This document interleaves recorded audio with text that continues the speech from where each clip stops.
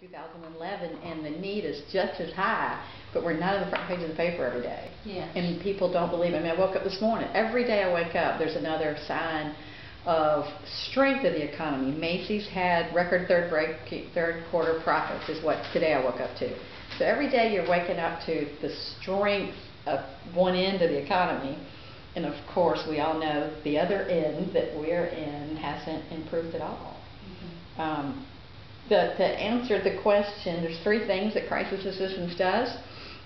And we're the basic needs agency for families that have, usually through no fault of their own, fallen into an unimaginable financial crisis, so much so that they're at risk of losing their home and being homeless in the worst scenario. Our hope is that we can catch them before they get that far down the path.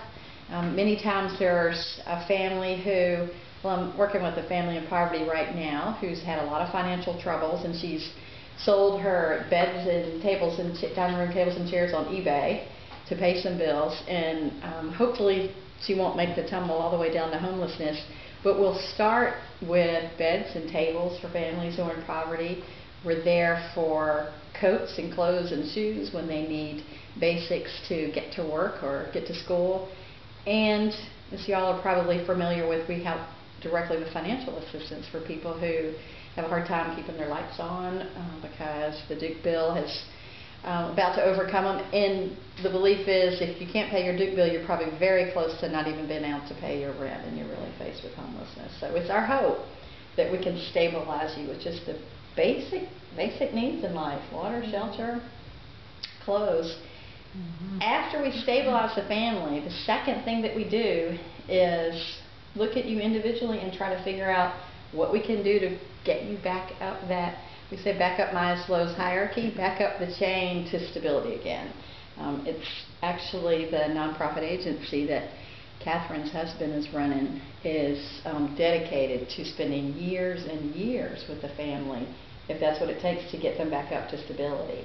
So our piece is to stabilize them at this crisis time, and maybe only spend an hour or two with them to figure out where it is we need to connect them to regain that stability. And then the third thing we do, it's very important to us, is we try to educate the community about poverty. And so all of us, no matter what our job is, we're also focused on an education piece. And it might be me telling a story at a Sunday school class, or writing a letter to the editor. We do a thing called a poverty simulation, where people take 2 hours of their time and walk in the shoes of somebody that's in poverty, and they come out of that with their eyes opened. And so we think that if we can educate and make people aware, that it will help the cause, so that people might not ever even get to the point of having to come to crisis assistance. We think that if employers understood that maybe if they paid someone 50 cents more an hour, or if they would, you know, hourly workers don't get vacation, don't get benefits, don't get, you know, medical leave. If they would just look at some basics. It's funny, Catherine and I, when we were driving out here, we were talking about people who have clean, and she was saying, you know, one of our theories on the person that we have cleaning is this is the only job she has. And so, don't let me misquote you, Catherine, but, you know, as her employer, I realized if I don't need her services anymore, am I going to be putting her into the system that's going to bring her to your door? And so, you know what, maybe we will just let her, even though she's older and can't do things like she used to do. You know, on the other end, it turns out that it's a whole lot more expensive. I mean, if a person gets all the way to homelessness, some of the numbers that Michelle and I have seen is it could cost $37,000 a year in just societal costs for a person who's become homeless. They end up in the emergency room for their doctor. They end up often in the police department and jail for having to live outside, mental health, detox, the services of all of our agencies. And for crisis assistance, we could pay $350 in rent for somebody and maybe keep them from hitting a complete hole. So it's on the one hand, it's inspirational to see these families and to be a small part of their life. On the other hand, it's unimaginable that this community that's so strong and so wealthy has over 200 people a day who come to the door, unique people who weren't there yesterday, needing help. It's really hard to believe. And I think it is important that we somehow keep that perspective in our lives. And how do we do that?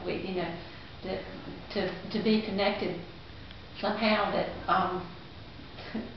that poverty touches us in some way. Because our lives are so blessed, and so it doesn't touch us, and we need for it to. I mean, you're right.